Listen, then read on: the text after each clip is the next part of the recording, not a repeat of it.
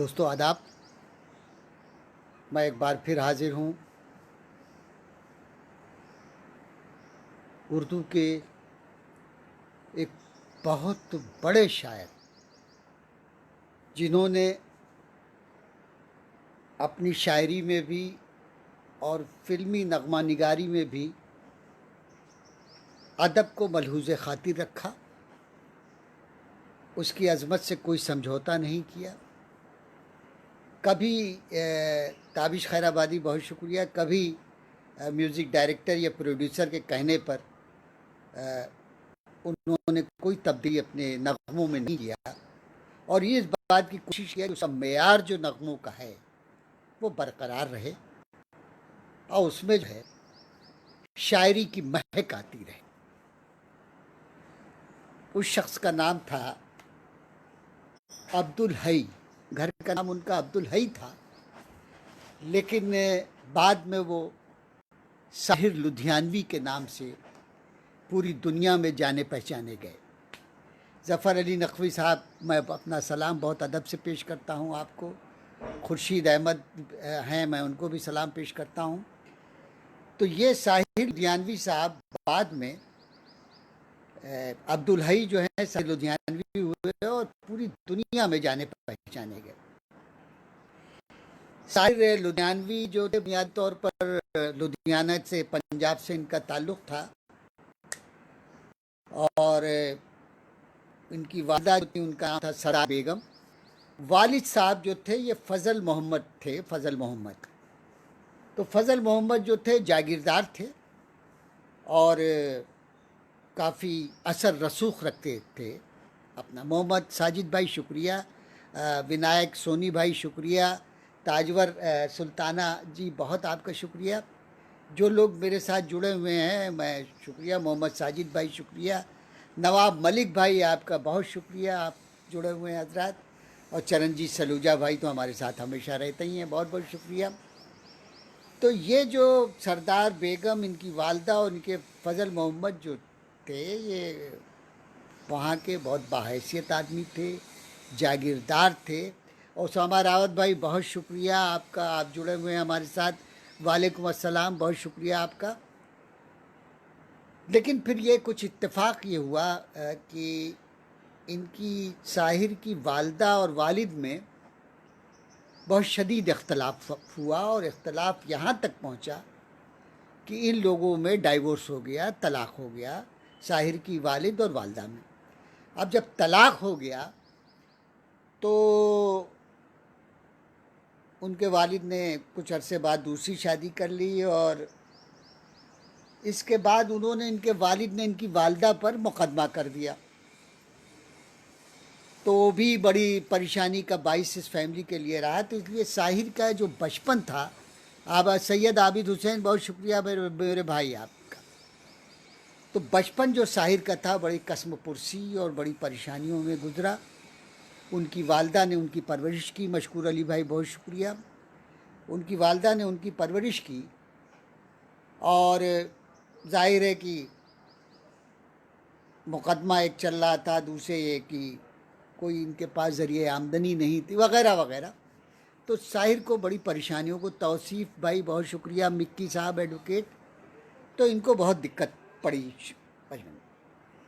अच्छा, 1921 में लुधियाना में साहिर लुधियानवी पैदा हुए और 25 अक्टूबर यानी 21 से और 1980 के दरमियान की इनकी ज़िंदगी जो थी वो 59 साल की थी। 59 ईयर्स में साहिर जो हैं वो दुनिया से रुखसत हो गए। 1980 में उनका इंतकाल हो गया, मुंबई में चले। इब्तदाई तालीम साहिर की वहीं लुधियाना में खालसा हाई स्कूल लुधियाना में वहाँ थी। फिर एक SC धवन सरकारी बॉयज़ कॉलेज थी, उसमें थे। फिर ये दयाल सिंह कॉलेज लाहौर से ये ग्रेजुएट हुए, लाहौर में थे, ग्रेजुएट हुए थे। ये आज़ादी के पहले की बात है हजरात। तारिक अजीम भाई बहुत शुक्रिया आपका। अच्छा, उसके बाद फिर ये हुआ कि साहब फाइनेंशियली परेशानी में आ गए और ये हुआ कि वो लाहौर में दयाल सिंह कॉलेज में स्टूडेंट यूनियन के भी वो प्रेसिडेंट थे, अध्यक्ष चुने गए शाहिर। और वही उनकी जो पहली शेरी मजमुआ है उनका तलखियाँ, वो वहीं छपी लुधियाना में, वहाँ लाहौर में, समझे, तलखियाँ लाहौर में छपी। 1949 में साहिर लाहौर से दिल्ली चले आए, क्योंकि वो बहुत बड़े तरक्की पसंद थे। वो किसी ऐसे मुल्क में नहीं रहना चाहते थे जहाँ मजहबी तौर से उस मुल्क की शिनाख्त हो। वो ऐसे मुल्क में रहना चाहते थे कि जो हिंदी का एक लफ्ज़ है धर्मनिरपेक्ष हो। तो वो मुल्क जो था वो इंडिया था, तो वो भारत चले आए और धर्मनिरपेक्ष मुल्क में जो मजहबी बंदिशों से आज़ाद हो, जहाँ जमहूरियत हो, उसको उन्होंने ज़्यादा पसंद किया। और फिर वो हिंदुस्तान चले आए हजरत। और पहले तो वो दिल्ली आए, और दिल्ली आने के बाद वो बम्बई पहुंच गए। अच्छा, बम्बई में उनकी जो है मुलाकात जो हुई, देखिए हर आदमी का हजरत ज़िंदगी के हर शोबे में हर आदमी का कोई ना कोई एक गॉडफादर होता है, और वो गॉडफादर जो है उसकी ज़िंदगी में आता है और किसी न किसी ज़रूरत से उसकी मदद करता है। कशिश होशियारपुरी, बहुत शुक्रिया। शायर शिवशरण बंधु भाई, आपका बहुत शुक्रिया। तो वहाँ जो साहिर की इब्तिदा में जो मदद पहुँचाई वो प्रेम धवन साहब ने पहुँचाई थी।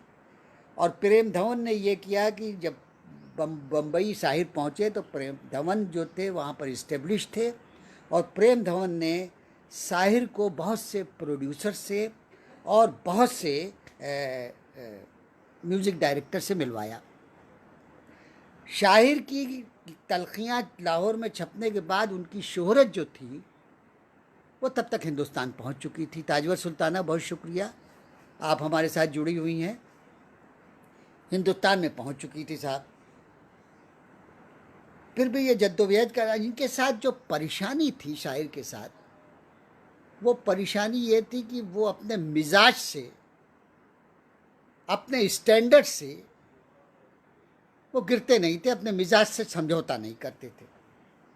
तो जिसकी वजह से उनकी बहुत से प्रोड्यूसर से नहीं बनी, और म्यूज़िक डायरेक्टर वो कहते थे कि भाई जो मैंने लिख दिया है, नासिर खान, अरे भाई बहुत शुक्रिया नासिर खान, मोहम्मद हसीब भाई बहुत शुक्रिया, वो कहते थे कि जो मैंने लिख दिया है वो लिख दिया है, उसमें कोई तरमीम जो होगी, और आप अगर चाह रहे हैं यूँ से ये ना, अगर मैं उसको मुनासिब समझूंगा और ये देखूंगा कि हमारी शायरी के पैराए में फिट हो रही है और उसमें कोई कहीं से कोई हल्कापन नहीं आ रहा है, तब तो मैं उसको तब्दील कर दूंगा। नहीं तो आपको धुन बनाओ ना बनाइए, मेरा गाना आपको फिल्म में लेना हो लीजिए, और नहीं तो फिर मुझे कोई वो नहीं है, मैं चला।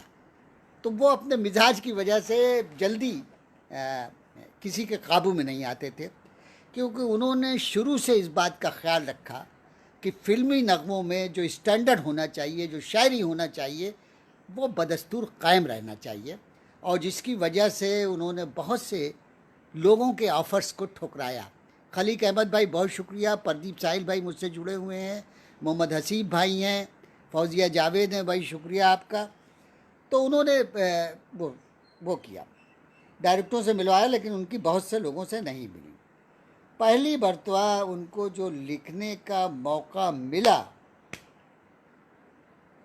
वो मिला इनको एक फ़िल्म 1945 में दो राह थी, उसमें इनको मौका मिला, और जिसके बोल यूँ थे, मोहब्बत तर्क की मैंने गिरेबा सी लिया मैंने, मोहब्बत तर्क की मैंने गिरेबा सी लिया मैंने, ये था इसका मिसरा। और शाहिर अपनी जो गीत लिखना चाहते थे, फिर मतलब वो अपनी मर्जी के अलावा किसी पर वो नहीं होते थे।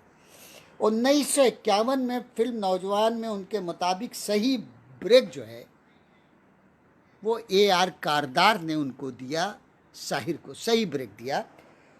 और नौजवान जब रिलीज़ हुई तो फिर साहिर साहिर नहीं रहे।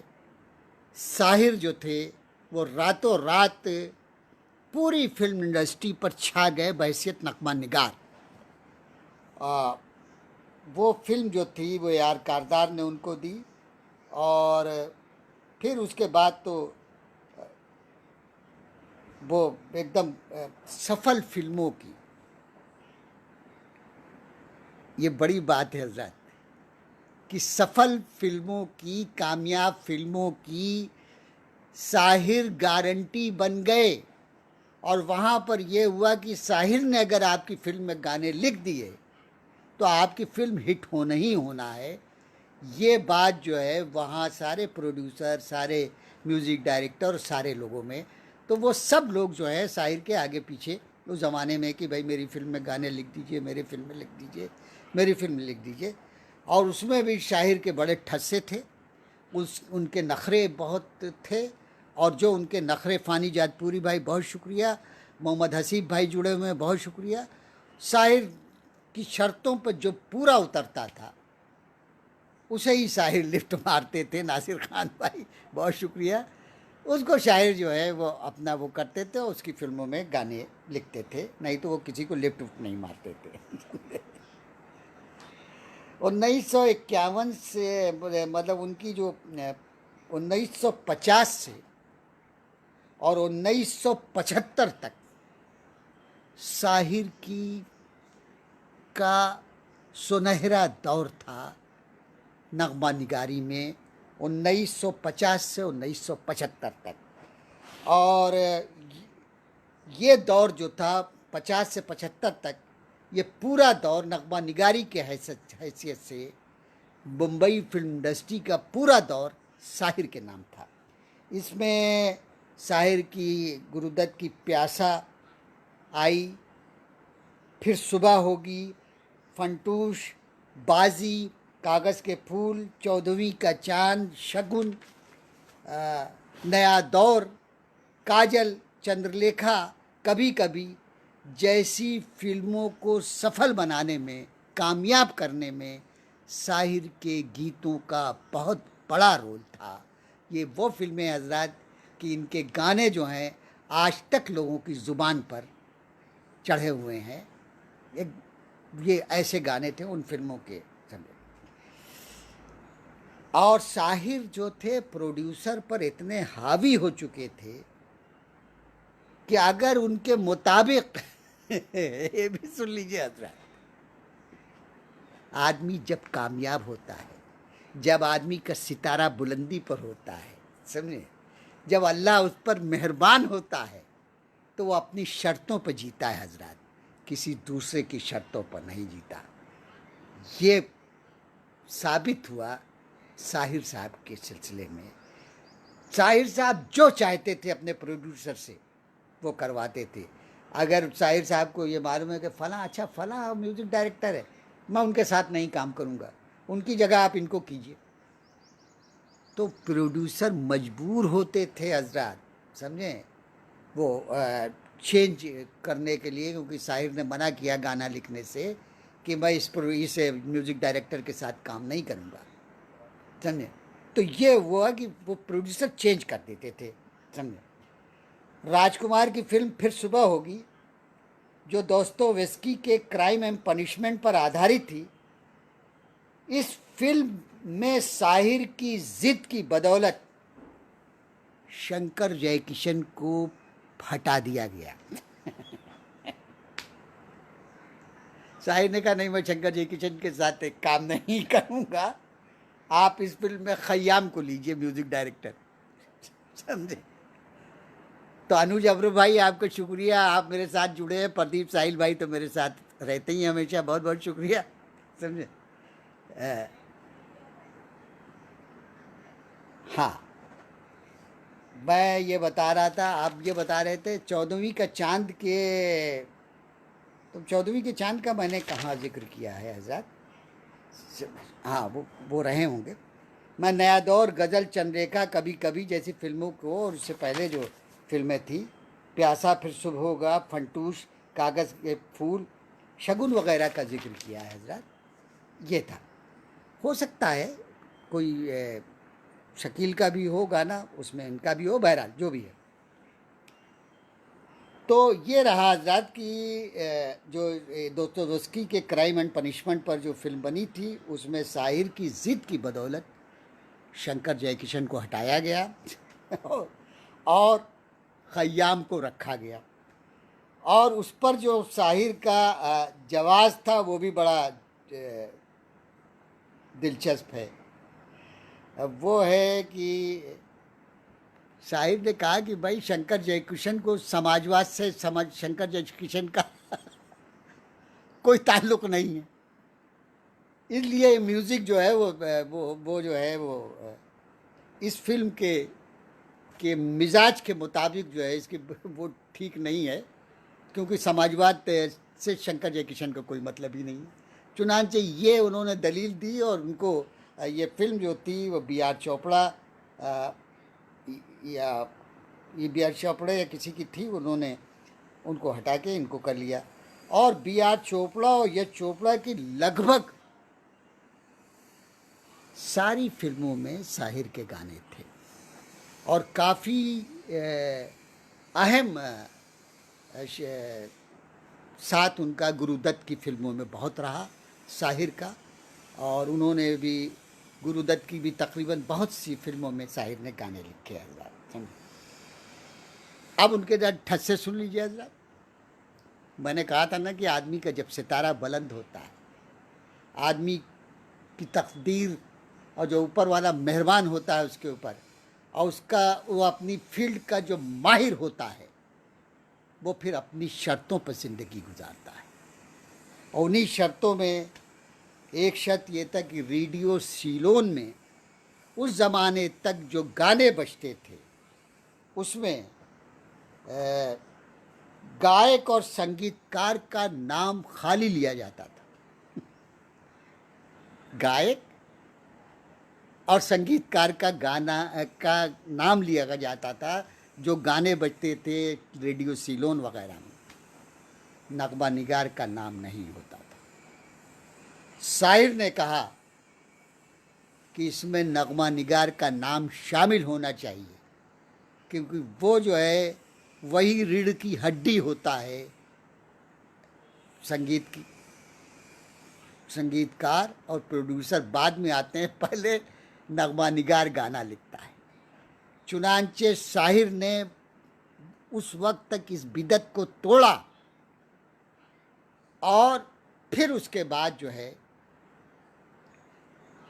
गीतकार का नाम लिया जाने लगा, संगीतकार का नाम लिया जाने लगा, समझे।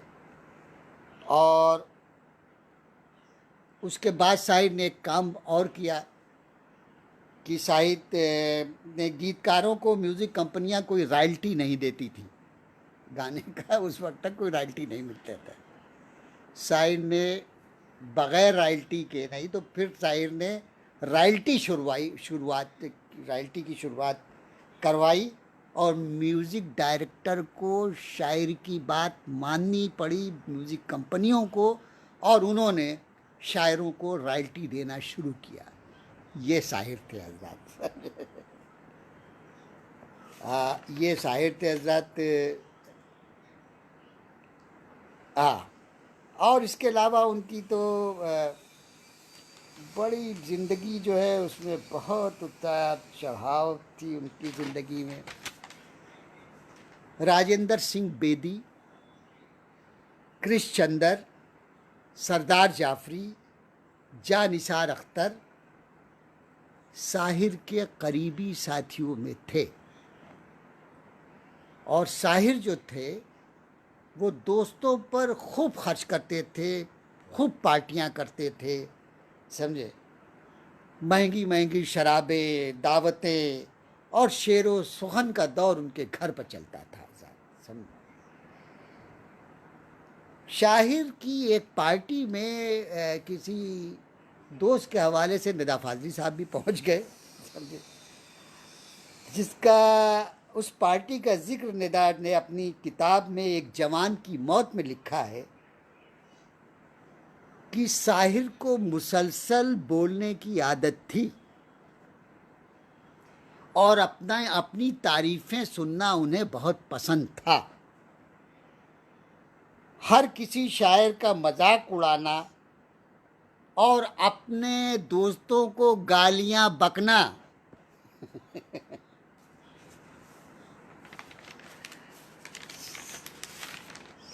साहिर का पसंदीदा शौक था। जो बेतकल्लुफ थे, अलहाज बाबा जी, अरे आप आ जाते हैं तो बड़ी बरकत आ जाती है बाबा जी, बहुत बहुत शुक्रिया। खुशबू सक्सेना, मेरी भतीजी, तुम्हारा बहुत शुक्रिया कि तुम हमारे साथ हो। समझे? तो ये था साहिर का, कि साहिर जो है दोस्तों से बहुत बेतकल्लुफ थे, गालियाँ बकना और मतलब दोस्तों के ऊपर दिल खोल के पैसा खर्च करते थे। तो इसलिए उनके दोस्त जो थे, उनके दोस्त कम थे और दरबारी ज़्यादा थे। और उसमें जो सबसे बड़ा मनसब था दरबारियों में, वो जानिसार अख्तर का था।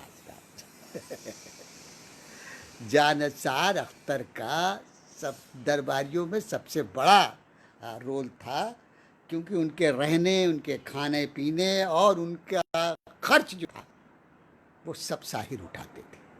साहिर सारा खर्चा देते थे, समझे? अच्छा, साहिर की एक जो परेशानी थी, उनके साथ जो परेशानी थी, जिसका जिक्र शाहिद अनवर भाई, बहुत शुक्रिया, वालेकुम अस्सलाम। साहिर के साथ परेशानी ये थी कि वो तन्हाई से उन्हें बहुत डर लगता था, तन्हा नहीं रहते थे और किसी फैसले को नहीं कर पाते थे, अकेले किसी फैसले को नहीं कर पाते थे और उन्हें किसी न किसी दोस्त, किसी न किसी साथी की ज़रूरत होती थी फैसले के लिए, कि कोई फैसला वो कर सके। तो ये मामला था। मैंने बताया कि ये सारे जितने उनके दोस्त उनके साथ बैठते थे, उनके साथ महंगी महंगी शराबें पीते थे, उनके साथ खाना खाते थे, उनके साथ मतलब रोज़ाना उनके यहाँ जो महफिलें लगती थी, वो दोस्त कम थे, दरबारी ज़्यादा थे। और साहिर जो थे, उनकी तारीफ़ें करना और उनके नगमों की तारीफ़ करना, उनकी वो करना, ये तमाम चीज़ें साहिर को बहुत पसंद थी। और फिर साहिर को दोस्तों को गालियाँ बकने का, प्रदीप साहिर भाई, गालियाँ बकने का भी बहुत शौक़ था। और ये बड़े बड़े नाम बता रहा हूँ मैं, हजरात जो उनके साथ थे, ये दोस्त थे, बज़ाहिर दोस्त थे, लेकिन दोस्त कम, दरबारी ज़्यादा थे हजरात, बड़े बड़े लोग। जुल्फ़िकार नकवी भाई, आपका शुक्रिया, आप हमारे साथ जुड़े हुए हैं। मकबूल भाई, वाजिद भाई, आप जुड़े हुए हैं। ये था। साहिर साहब ने अपनी ज़िंदगी में इश्क भी किया है, उसके भी बड़े वाक़यात हैं साहब। उनका इश्क जो था साहिर का, वो अमृता प्रीतम से था, बहुत अहम था। उसके बाद एक प्रेम चौधरी थी, उनसे इश्क था। और इन लोगों से बोल रहा था। अपनी अमृता प्रीतम ने अपनी किताब में, जिस किताब का नाम रसीदी टिकट है, उसमें साहिर से अपने इश्क का तफसील से जिक्र किया है। किसने किया? अमृता प्रीतम ने अपनी किताब में रसीदी टिकट में। और अमृता प्रीतम खुल के अपने इश्क का इजहार करती थी, लेकिन साहिर जो है तकल्लुफ से काम लेते थे, छुपाते थे लोगों से। अमृता प्रीतम ने हिम्मत और ईमानदारी से इसको कबूल किया, लेकिन और उन्होंने लिखा है अपनी किताब रसीदी टिकट में, लिखा है कि साहिर घंटों बैठा रहता और बस सिगरेटें फूका करता इनके साथ। घंटों बैठा रहता और सिगरेटें फूका करता और कुछ ना कहता। उसके बाद में उन बचे सिगरेट के टुकड़े संभाल कर रख लेती। जब वो चला जाता, फिर अकेले में उन टुकड़ों को मैं पीती और साहिर के हाथ और उसके होठों को महसूस करती। ये हजरात एक बहुत बड़ी राइटर साहिर लुधियानी से जो इश्क करती थी, उसने अपनी किताब रसीदी टिकट में, मशकूर अली भाई बहुत शुक्रिया, रसीदी टिकट में उसने इस बात का इतराफ़ किया। फिर ये सिलसिला चला, फिर साहिर को सुधा मल्होत्रा से इश्क हो गया। सुधा मल्होत्रा उस ज़माने की बड़ी मशहूर थी, वो मशहूर गायिका थी सुधा मल्होत्रा, और उनका एक गीत जो बहुत मशहूर हुआ उस ज़माने में, तुम मुझे भूल भी जाओ तो ये हक़ है तुमको, मेरी बात और है मैंने तो मोहब्बत की है। सैयद आसिम रऊफ़ भाई शुक्रिया, ये सुधा मल्होत्रा ने गाया हज़रात। इनसे इश्क फरमाने लगे साहिर साहब, ये इनसे इश्क करने लगे। और साहिर साहब का मामला ये था कि कुछ लोगों का ये ख्याल था कि साहिर जो हैं वो सारे इश्क जो हैं अधूरे इसलिए करते हैं ताकि उनकी नगमा निगारी में गहराई पैदा हो सके, वसअत पैदा हो सके, और वो दिल से वो शायरी कर सके, इसलिए वो इश्क करते थे। और फिर वो अधूरा उनका इश्क रहता था, वो ख़त्म हो जाता था, समझे। और इसलिए भी करते हैं कि ताकि उनकी शायरी में दर्द पैदा हो, इसलिए सारे अधूरे इश्क करते थे, समझे। लेकिन अपनी माशूकाओं के लिए साहिर जो थे दीवानेपन की हद तक दीवाने थे, दीवानेपन की हद तक दीवाने थे। जिन चाय की प्यालियों में अमृता प्रीतम चाय पीती थी, उनके यहाँ जिन चाय की प्यालियों में अमृता प्रीतम चाय पीती थी, उस चाय की प्याली को किसी को छूने नहीं देते थे साहिर। ये इश्ता हज़रात, समझे। अमृता या सुधा चाय पीती थी, उनसे किसी को छूने नहीं देते थे साहिर, समझे। शाहिर ये करते थे कि वो किसी को छूने नहीं देते थे। और अच्छा, जा निसार अख्तर के सिलसिले में कहा जाता है, अब साजिदा सबा बहुत शुक्रिया, प्रदीप साहिल भाई, शायर रफ़ीक भाई बहुत शुक्रिया, तमाम लोग, ताजवर तो वहीं हैं मेरे साथ, शिवशरण बंधु भाई शुक्रिया।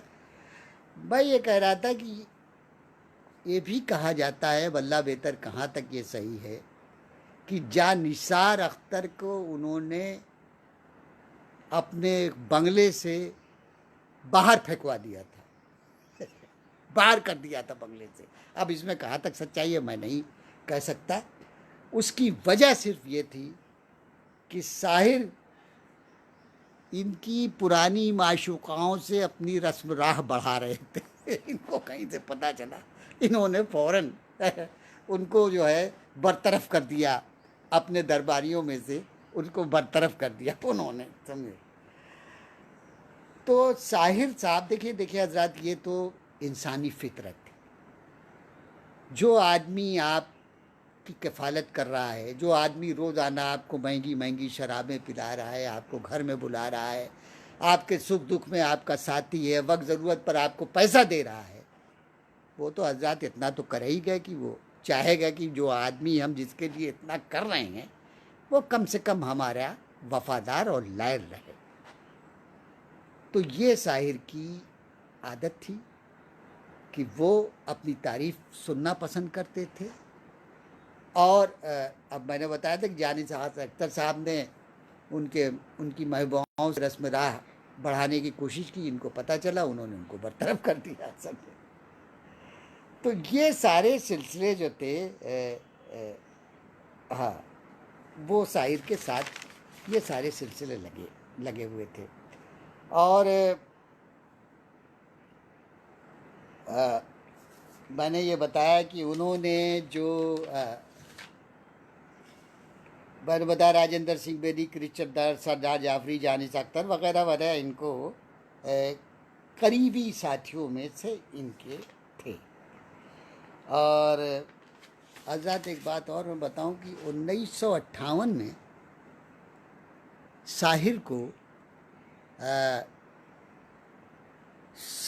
मतलब बेहतरीन लिरिक्स के लिखने के लिए फिल्म फेयर अवार्ड मिला। 1964 में इन्हें फिल्म ताजमहल के लिए भी फिल्म फेयर अवार्ड मिला। 1971 में पद्मश्री मिला इनको, और 1977 में फिल्म कभी कभी के लिए भी फिल्म फेयर अवार्ड साहिर को मिला। अच्छा, इनका विवादों से भी बड़ा गहरा नाता रहा। वो जो संगीतकार थे, जो प्रोड्यूसर थे, वो जाहिर है कि पूरे गाने पूरी फिल्म के खुद लिखते थे। वो पसंद नहीं करते थे कि कोई और इरशाद अज़ीज़ भाई, देखिए इरशाद अज़ीज़ साहब हमारे दोस्त हैं, फेसबुक फ्रेंड। ये इन्होंने आज मुझे बताया कि कोई ड्रामा हुआ था जिसमें इन्होंने इरशाद अज़ीज़ ने साहिर का प्ले किया था। प्रदीप साहिल भाई शुक्रिया, शायद शिवशरण बंधु भाई शुक्रिया। और 1970 में फिल्म कभी कभी के लिए फिल्म फेयर अवार्ड मिला इनको। और इनका जो विवादों से ये था कि वह संगीतकारों और प्रोड्यूसर से कहते थे कि भाई सिर्फ मेरी धुन पर आप मेरे गीतों की धुन सिर्फ आप बनाएं और किसी के ना बनाएं। ये इनके साथ था। और उन्होंने एक जो सबसे बड़ा कारनामा ये किया कि वो ये कहते थे कि लता मंगेशकर से ज़्यादा मुझे पैसा मिलना चाहिए, क्योंकि मैं गीत लिखता हूँ, वो गाती हैं, तो मेरा मुआवजा जो है उनसे ज़्यादा होना चाहिए था। तो एक जो है ये भी विवाद इनके साथ रहता है।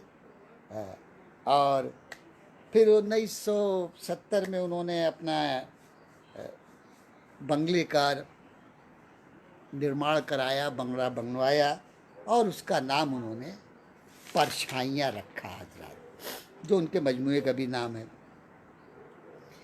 मैंने आपको एक बात शायद बताई नहीं कि जब ये वहाँ थे पाकिस्तान में, लाहौर में थे, तो अदब लतीफ़ा बड़ा एक अदबी रिसाला और शाहकार के एडिटर बने लाहौर में।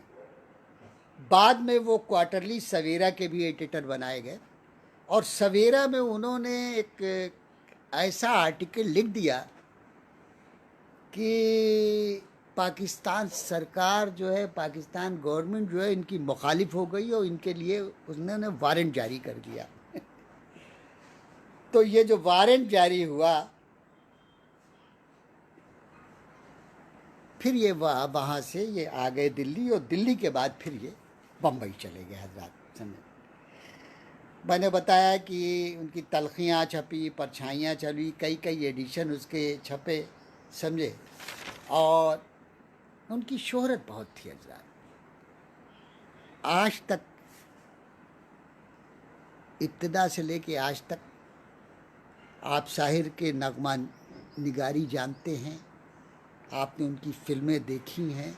अब जो प्यासा फिल्म थी गुरुदत्त की, वो फिल्म जो थी वो साहिर की ज़िंदगी का अक्स था, उसमें साहिर की ज़िंदगी का अक्स था, और साहिर को ही उस फिल्म में, उसका भी हीरो जो है वो शायरी था, वो दिखाया गया था। तो इंस्पायर जो थी वो फिल्म, वो साहिर की ज़िंदगी से थी। गुरुदत्त ने भी एक्सेप्ट किया है, ये किया। काशिफ अदीब बहुत शुक्रिया, वालेकुम अस्सलाम। तो कहने का मतलब ये है कि साहिर जो थे वो जब तक रहे अपनी ज़िंदगी में, ज़्यादा ज़िंदगी ऊपर वाले ने उनको नहीं दिया। बहुत तगड़े वाले, तरक्की पसंद थे, खुदा का कोई तसव्वुर उनके यहाँ नहीं था आम तौर पर। और वो जो हैं, अच्छा, उनके ऊपर ये भी, जो तरक्की पसंद थे, उनका ये भी इल्ज़ाम है कि साहब ये तरक्की पसंद बस हैं, लेकिन ये मोहब्बत के शायर हैं, समझे। और मतलब ये ज़्यादा क्लासिकल शायर हैं, मोहब्बत के शायर हैं, और अपनी मोहब्बत की शायरी की वजह से ही फिल्मी दुनिया में वो हैं।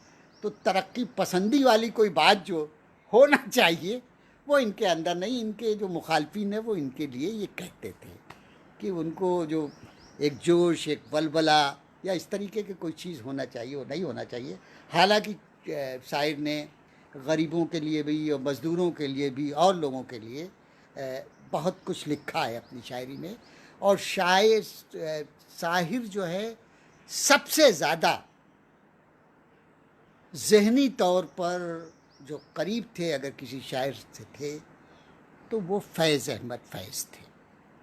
फैज़ अहमद फैज़ से ज़हनी तौर पर शायर बहुत करीब थे, उनकी की बड़ी इज़्ज़त करते थे और उनको बहुत अहम मानते थे तरक्की पसंद तहरीक में, समझे। अब शायर के चलिए एक वो आ गया कि चंद कलियां निशात की चुनकर मुद्दतों महवे यास रहता हूँ। चंद कलियां निशात की चुनकर मुद्दतों महवे यास रहता हूँ। तेरा मिलना खुशी की बात सही, तुझसे मिलकर उदास रहता हूँ। तुझसे मिलकर उदास रहता हूँ। अहले दिल और भी हैं, अहले वफा और भी हैं, एक हम ही नहीं दुनिया से खफा और भी हैं। एक हम ही नहीं दुनिया से खफा और भी हैं। फिल्मी नगमे उनके तो बेपनाह हैं। मैंने कुछ नगमे उनके जैसे अगर मुझसे न मिलो तुम तो मैं ये समझूंगा, एक फिल्म एक नगमा उनका। आप अगर हमसे खुदाई अब अगर हमसे खुदाई भी खफा हो जाए, अब कोई गुलशन न उजड़े, अब अभी न जाओ छोड़कर कि दिल अभी भरा नहीं। आप आए तो ख्याले दिले नाशाद आया। इतनी इतनी हसीन इतनी जवां रात क्या करे, इश्क की गर्मी जज्बात किसे पेश करूं। इस रेशमी पाजेब की झनकार के सदके उड़े जब जब जुल्फ़ें तेरी। कभी कभी मेरे दिल में ख्याल आता है, कभी खुद पे कभी हालात पे रोना आया। किसी पत्थर की मूरत से गैरों पे करम अपनों पे सितम, चलो एक बार फिर से अजनबी बन जाए हम दोनों। अतर नबी साहब मेरे अज़ीज़, मेरे मोहतरम, मेरे भाई, आप मेरे साथ जुड़े हुए हैं, अल्लाह आपको अच्छा रखे। शहराम ए ख़ान आप तो मेरे साथ जुड़े हुए हो, अल्लाह तुम्हें भी अच्छा रखे। इस्लामाबाद से शहराम ए ख़ान हमारे साथ हैं, ताजवर सुल्ताना भी हैं हमारे साथ, इलाहाबाद से है। तो हज़रत ये फिल्मी मतलब मैंने चंद लिए हैं, लेकिन शायर के बेशतर नगमे, उनका जो डिक्शन है, उनका जो लबो लहजा है, वो दूर से पहचान लिया जाता है। कोई नगमा बचे, मैं तो बहुत मामूली आदमी हूँ हज़रत, बहुत कम इल्म आदमी हूँ, लेकिन मैं ये बता सकता हूँ कि ये नगमा किसका है। क्योंकि शायर की जो ज़बान है, शायर का जो अंदाज़ है, शायर की जो शायरी है, वो ख़ुद बताती है कि मैं शाहिर लुधियानवी का कलाम, मैं शाहिर लुधियानवी का नगमा हूँ। क्योंकि वो बिल्कुल मुख्तलिफ हैं अपने हम असरों से और लोगों से, वो अलग से नज़र आती है। इतनी डेप्थ होती है कि आपको अंदाज़ा हो जाएगा। और इतना क्या मज़हर आसिफ भाई, जावेद अब्बासी शुक्रिया, और रेहान सिद्दीकी दुबई से हैं हमारे साथ, मेरे भाई, बहुत शुक्रिया। तो वो अंदाज़ा हो जाता है कि ये शाहिर की नगमा निगारी है, शाहिर कर रहे हैं।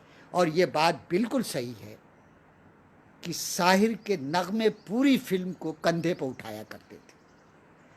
जितनी फिल्में उनकी हिट होती थी, उसमें बहुत बड़ा रोल जो था वो शाहिर की नगमा निगारी का था।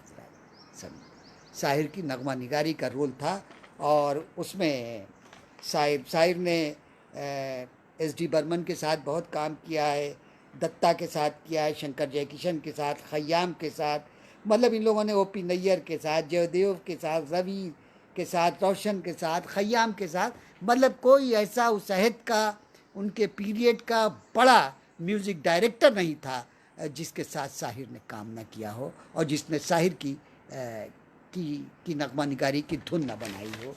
ये साहब शाहिर का कारनामा है हज़रत। और जो दूसरी बात है वो है कि शाहिर जो हैं के बारे में जावेद कहते हैं, जावेद अख्तर, शाहिर और शैलेंद्र के बारे में ये कहते हैं, नसीर मुन्नी कबीर की किताब सिनेमा के बारे में जावेद अख्तर कहते हैं कि साहिर और शैलेंद्र फिल्मी गीतों के नगमों के फिल्मी गीतों को नगमों के करीब लाए। किसके बारे में कहते हैं? शैलेंद्र और साहिर के बारे में। कौन कह रहा है? जावेद अख्तर, इस ज़माने का एक बड़ा लिखने वाला। वो कह रहे हैं कि इन दोनों लोगों ने, शैलेंद्र और साहिर ने, फिल्मी गीतों को नगमों के, ये लोग नगमों के करीब लाए हजरात, ये लोग समय। तो कहने का मतलब ये है कि ये तमाम चीज़ें उनकी होगी। शायर की किताबें वो हो गई। अच्छा, इनको शायर को जो शौक़ था, एक तो शौक़ तो मैंने बताया था कि पार्टियां करना, दोस्तों के साथ गपशप करना, कहे और महंगी महंगी से। भाई शायर के ऊपर तो पैसे की बरसात हो रही थी। जो मांगते थे वो प्रोड्यूसर देता था, जो चाहते थे वो करते थे, समझे। यहाँ तक भी सुना है कि वो इतने असरअंदाज होते थे कुछ प्रोड्यूसर पर कि वो ये भी बताते थे कि भाई इसको हीरो रख लो, इसको हीरोइन रख लो, समझे, ये म्यूज़िक डायरेक्टर रहेगा। ये मर्तबा हजरत आज तक किसी को नहीं मिला एक्सेप्ट साहिर लुधियानवी। जो चाहा उसने अपने पीरियड में, 59 साल की ज़िंदगी में, फिल्मी दुनिया में जो चाहा उसने वो किया, और लोग उसके लिए मजबूर, क्योंकि लोगों के जहन में, बड़े बड़े प्रोड्यूसर्स, बड़े बड़े लोगों के जहन में ये आया कि साहिर अगर हमारी फिल्मों में नगमे लिख देगा, साहिर अगर हमारी फिल्मों में गीत लिख देगा, तो हमारी फिल्म श्योर शॉट हिट होगी और बहुत पैसे कमाएगी। तो ये जो एक उनके ऊपर ठप्पा लग गया था, इस ठप्पे का अब साहिर ने बहुत फ़ायदा उठाया और अपनी शर्तों पर वो रहे, फिल्मी दुनिया में लोगों के करीब अपनी शर्तों पर है हजरत, समझ। उनकी मतलब नज़्म निगारी भी, उनकी नगमों के, मतलब नज़मों के कुछ उन्वानात मैंने निकाले हैं, जैसे रद्द अमल, एक मंज़र, एक वाक़या, सुई शाहकार, नज़रे, कॉलेज, खाना आबादी, मतलब वगैरह वगैरह। पूरी ये उनकी जो उनकी नज़्म निगारी जो थी, उसके ये उन्वानात हैं। मुझे बहुत ज़बरदस्त कहते थे साहिर लुधियानवी, ये आप लोग जानते हैं कि ये होता था। और तो मैंने ये बताया कि विवाद भी का ये रहा। और हाँ, साहिर लुधियानवी साहब जो थे, इरशाद अजीज़ भाई, हाँ, ये कह रहे हैं इरशाद अजीज़ भाई कि साहिर साहब के बहुत से गीत अमृता प्रीतम जी को लिखे ख़त थे, जो बाद में फिल्मों में आगे थोड़ा बदल कर। ये देखिए, ये बड़ी अहम बात इरशाद अजीज़ ने बताई। कहने लगे शाहिर के बहुत से गीत ऐसे थे जो उन्होंने अमृता प्रीतम को ख़त लिखे थे, उसको बाद में उन्होंने बदल कर गीत में डाल दिया। ये कमाल जो है साहिर ने किया। और हजरत जो जहाँ वो पढ़े हुए थे लुधियाना में, सतीश चंद्र धवन कॉलेज में, उसका जो ऑडिटोरियम है, जो ऑडिटोरियम बना जहाँ वो पढ़ चुके थे, वो साहिर लुधियानवी के नाम से वो ऑडिटोरियम बना, जो आज भी है। अब हजरत कुछ अशार मैं सोच रहा हूँ शायर के आप लोगों को सुना दें, सुन लीजिए। बहुत शुक्रिया ताजवर सुल्ताना। गम और खुशी में फ़र्क ना महसूस हो जहाँ। देखिए हजरत, उसकी शायरी शायर की, अदब में भी उतना ही उसका मुकाम था, और उसको उन्होंने फिल्मों में भी इस्तेमाल किया। नहीं तो आपको दो तरह के शायर मिलेंगे फिल्मी नगमा निगारी में, कि उनकी जो अदबी शायरी है वो अलग है, उनकी किताबों में है वो अलग है, और जो उनकी फिल्मी नगमे निगारी है वो अलग है। वाहिद एक आदमी है जिसने जो अदब में कहा वही फिल्मों में कहा, उस फिल्मों मतलब अदब के मेयार को गिरने नहीं दिया अपनी नगमा निगारी में, फिल्मों में। ये वाहिद एक आदमी था जिसका नाम था साहिर लुधियानवी। अब ये गम और खुशी में फ़र्क ना महसूस हो जहाँ, मैं दिल को उस मुकाम पे लाता चला गया। हम तो समझे थे कि हम भूल गए हैं उसको, क्या हुआ आज ये किस बात पे रोना आया। क्या हुआ आज ये किस बात पे रोना आया। ले दे के अपने पास फ़कत एक नज़र तो है, ले दे के अपने पास फ़कत एक नज़र तो है, क्यों देखें ज़िंदगी को किसी की नज़र से हम, क्यों देखें ज़िंदगी को किसी की नज़र से हम। नाज़िर वहीद साहब, आप भी कुछ कह रहे हैं, शायर की नज़्म ताजमहल। हाँ जी, बिल्कुल बिल्कुल।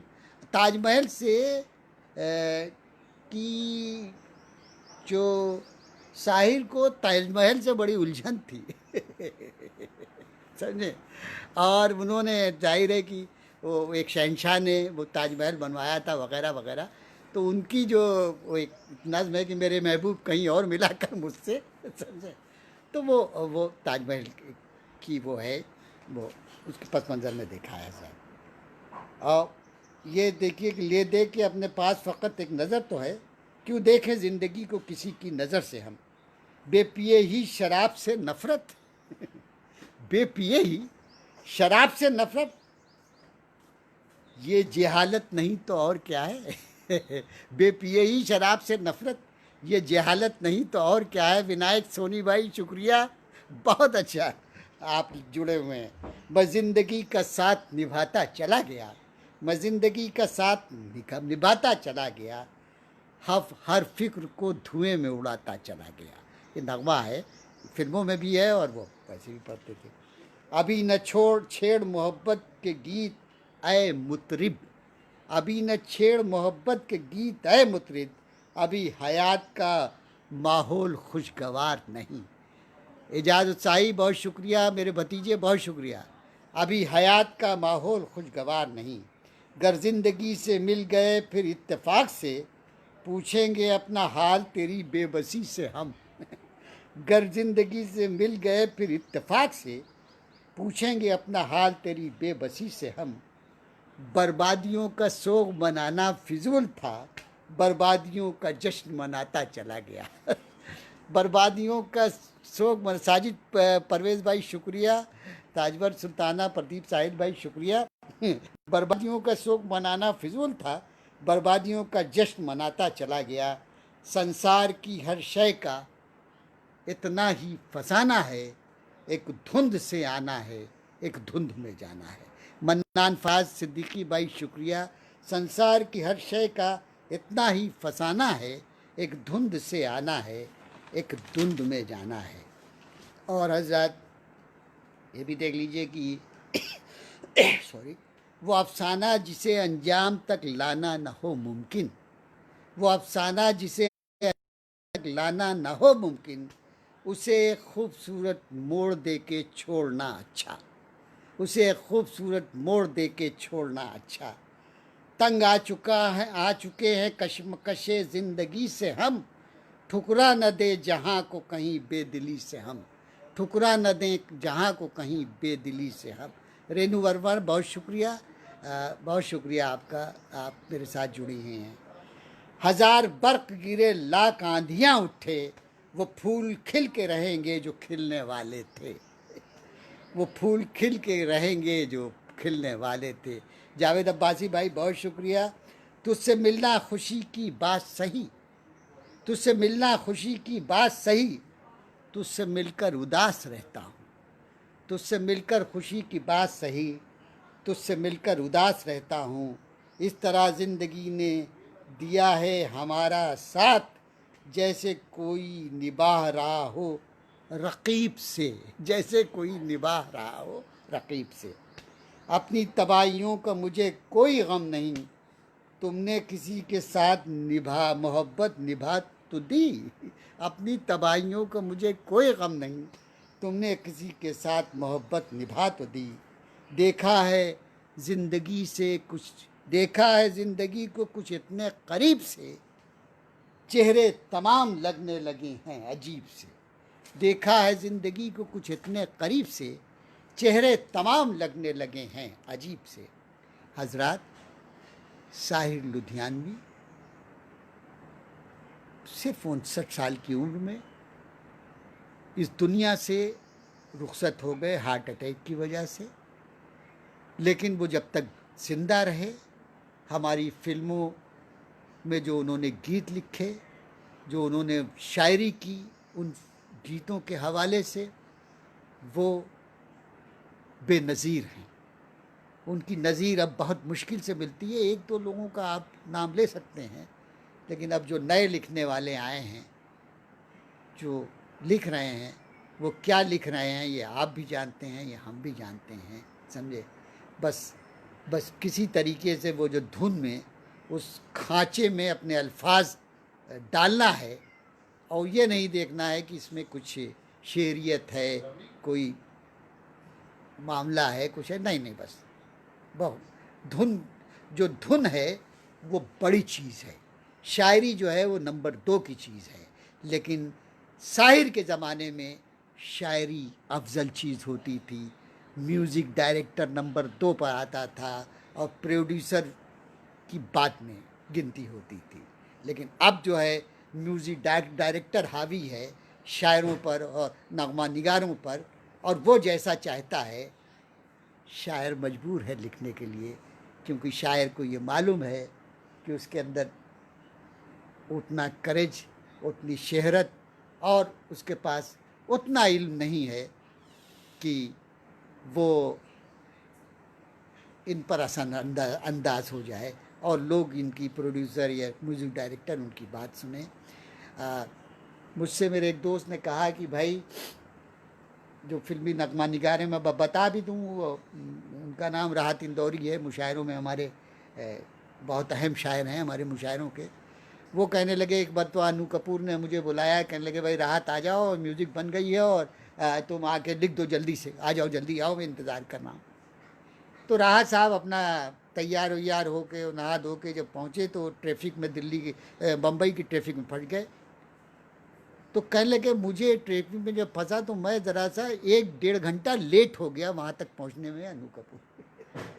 अनु कपूर थे, इन्हें क्या नाम है, या कोई और था जो भी, जिसने भी इनको बुलाया था।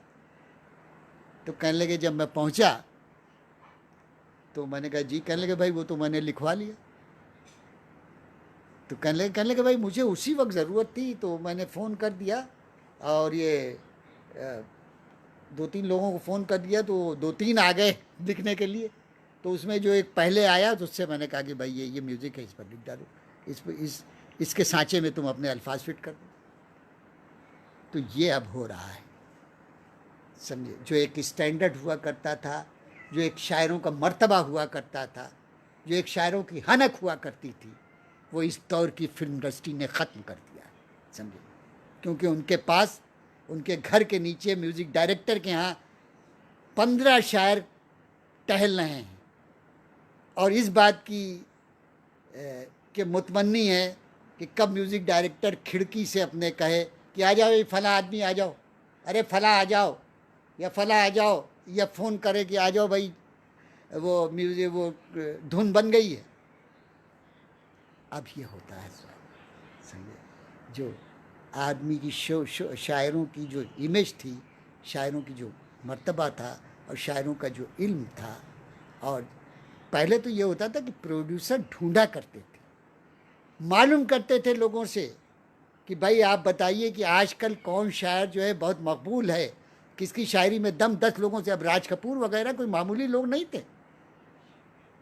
राज कपूर वगैरह तलाश करते थे, समझे, और खुद राब्ता करते थे उससे, और उसको बुलाते थे, इज्जत देते थे, मर्तबा देते थे, पैसा देते थे, और फिर वो गाना लिखवाते थे।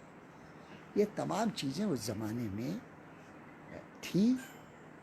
और शायरों का, जिन लोगों ने फिल्मी दुनिया में शायरों का वक़ार, शायरों का मर्तबा और शायरी को बचाए रखा, उसमें सबसे बड़ा नाम आज तक अगर किसी का है तो वो साहिर लुधियानवी का, हजरत साहिर लुधियानवी का है।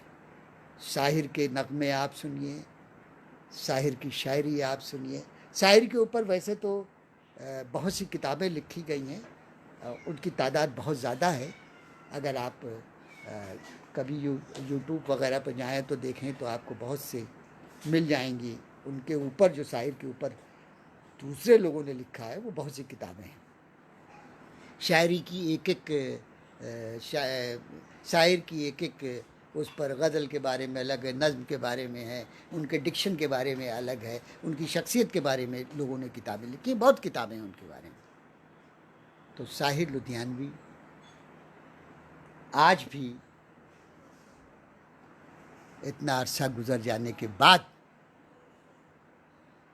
80 में उनका इंतकाल हुआ है हज़रात, 1980 में इंतकाल हुआ है। 20-25 साल गुजर जाने के बाद आज भी साहिर जो हैं वो अच्छी शायरी, अच्छे नगमा सुनने वालों की पहली पसंद है हज़रात। अभी तक वो जगह किसी को, वो मर्तबा, वो जगह किसी को हासिल नहीं हुई है। एक दो लोग हैं, उनकी अज़मत अपनी जगह, लेकिन साहिर की जो इनफरादियत है और साहिर की जो बात है वो अपनी जगह है। आज मैं इस ख़ास सेशन में जो साहिर के ऊपर, साहिर लुधियानवी के ऊपर मैंने किया है, उनको अपना खराज तहसीन पेश कर रहा हूँ, उनको अपना सलाम पेश कर रहा हूँ और ये कह रहा हूँ कि शायरी की इज़्ज़त, शायरी का वक़ार का जितना लिहाज आपने रखा है उसकी का कोई सानी नहीं है। आपको हमारी नई नस्ल जो है वो हमेशा याद रखेगी। फ़िल्मी नगमा निगारी से जिन लोगों का ताल्लुक़ है वो आपको हमेशा याद रखेंगे और ये हमेशा कहेंगे, आपके लहब लहजे को देख के, आपकी नगमा निगारी को देख के, आपके गानों को सुन के, कि ये गाना जो है साहिर लुधियानवी का है और इसमें जितनी शेरियत है वो इस बात की गम्माज़ी कर रही है, ये हमें बता रही है कि ये नगमा जो है साहिर लुधियानवी का है। हज़रात बेहद शुक्रिया आपका। मैं तो बहुत छोटा आदमी, बहुत मामूली आदमी, बहुत कम इल्म आदमी, अल्लाह ताला से मैं माज़रत करता हूँ, इतने बड़े बड़े लोगों पर अब तक आज ये 40 लोगों पर मैं अभी तक कर चुका हूँ। साहिर लुधियानवी जी को लेके आज जो ये मैंने वो किया, ये 40वां है किसी बड़ी शख्सियत के ऊपर। मैं बिल्कुल इन लोगों के अहल नहीं हूँ, इन लोगों के काबिल नहीं हूँ, लेकिन अल्लाह ताला ने यह हौसला दिया है कि मैं वो करता हूँ कि इन लोगों ने अपने ज़माने में जो एक लकीर खींच दी है, उस लकीर से बड़ी लकीर अभी तक किसी दूसरे ने नहीं खींची हज़रात। हमें उम्मीद है कि हमारे नए लिखने वाले इस बात को मलहूज़ ख़ातिर रखेंगे कि अगर नगमा निगारी कर रहे हैं तो उसमें शायरी मौजूद होना चाहिए, सिर्फ सांचों में लफ्ज़ नहीं फिट करना बेहतर होता। अगर आप ज़िंदा रहना चाहते हैं, एक साहब हमारे दोस्त, वो उनसे मैंने कहा यार तुम मुझे अपनी डिटेल बताओ और मैं क्या बोलते हैं, मैं तुम्हारे ऊपर कुछ करना चाहता हूँ, समझे। तो उन्होंने डिटेल क्या बताई, डिटेल अपनी फिल्मी को नगमे। अबे मैंने कहा यार तुम तो, मैंने अपने मन में सोचा रहा, हमने कहा यार तुम तो अजीब बेवकूफ़ आदमी हो, हैं, इतने बड़े बेवकूफ़ हो कि तुम फिल्मी नगमा निगारी या तो साहिर की तरह करो, या तो कैफ़ी की तरह करो, या उस अहद के जितने बड़े शायर हैं उनके लिए करो ताकि लगे कि क्या बोलते हैं तुमने अदब को मलहूज़ ख़ातिर रखा है। तुमने 25, 30, 40 फिल्में कर डाली हैं, उसमें कहीं भी तुम्हारा कोई इनफरादियत तुम्हारे अंदर नहीं है, समझे। कि ये कहा जाए किसी में एक गाना लिख रहे हो, किसी में 2 गाना लिख रहे हो और उसको अपना बड़ा, अरे तुम्हारी अपनी शायरी जो है तुम्हारी फिल्मी नगमा निगारी से बहुत बेहतर है, समझे। तुमने उसको क्यों नहीं भेजा, तुमने उसको क्यों नहीं दिया, तुम उस पर, इन आर्जी शोहरत पर तुम यकीन करते हो जो 2 फिल्मों के गाने लिख के, या मुशायरों में तुम्हारे बारे में नाज़िम मुशायरा कहता है कि ये फिल्मी नगमा निगार हैं, उस पर तुम अपने को बहुत बड़ा साबित करना चाहते हो। तुम्हारी गलती है, तुम्हारी गलती है। तुम अपनी शायरी को आगे करो, तुम शायर बहुत अच्छे हो। मैं उस शख्स का नाम नहीं ले रहा हूँ, मेरा बेतकल्लुफ़ दोस्त है, इसलिए मैंने इस हक़ से कहा कि वो इतना बड़ा वो है कि अपनी नगमा निगारी को, अरे फिल्मों में गाना लिखने वाले 25, एक फिल्म में अगर 6 गाने हैं 3 4 शायर हैं उसमें, समझे। तो मेरे अजीज़, मेरे दोस्त, फिल्मी नक़बा निगारी में अगर तुम्हारी इनफरादियत नहीं है, तुम्हारी अलग शनाख्त नहीं है, तो उसको आगे मत करो। तुम शायर बहुत अच्छे हो, इतना मैं जानता हूँ। अपनी शायरी को तराशो, अपनी शायरी को पेश करो। तुम्हारी शायरी बहुत अच्छी है और तुम्हारी पहचान तुम्हारी फिल्मी नगमों से बिल्कुल नहीं होगी। तुम्हें गलत फहमी अपनी इसे दूर कर लो। तुम्हारी सिर्फ पहचान अगर हो सकती है तो वो सिर्फ तुम्हारी शायरी से हो सकती है। हज़रात, इन जुमलों के साथ मैं आप लोगों से इजाज़त चाहता हूँ। अगर कोई कहीं गुस्ताखी हो गई हो या कुछ, मैंने, जाहिर है कि मेरे पास जो सोर्स हैं, मैं किताबें पढ़ता हूँ, देखता रहता हूँ कहाँ से क्या मैटर निकाला जाए कि उस शख्सियत को बेहतर तरीके से पेश किया जाए। सुनील कुमार भाई, मेरे बहुत शुक्रिया। चिराग कुल दीपक भाई, बहुत आपका शुक्रिया कि आप इज़्ज़त देते हैं, आप मेरे साथ जुड़ते हैं। और इरशाद अज़ीज़ भाई, आपको सलाम पेश करता हूँ। खालिद अंसारी, सबिया सुंबुल, हबीब अहमद साहब, तमाम लोगों का शुक्रिया जो हमारे साथ जुड़े हुए हैं। अल्लाह आपको अच्छा रखे, आपको सेहत दे, आपको तंदुरुस्ती दे। और जब तक ये तमाम मामलात ठीक ठाक ना हो जाएं, अपने को महफूज रखिए। इन जुमलों के साथ हजरात, मैं अपनी बात ख़त्म कर रहा हूँ और कल फिर एक किसी बड़ी शख्सियत से आपकी मुलाकात करवाता हूँ। तब तक के लिए अपने भाई को, छोटे भाई को इजाज़त दीजिए। बहुत बहुत शुक्रिया हजरात। खुदा हाफिज़।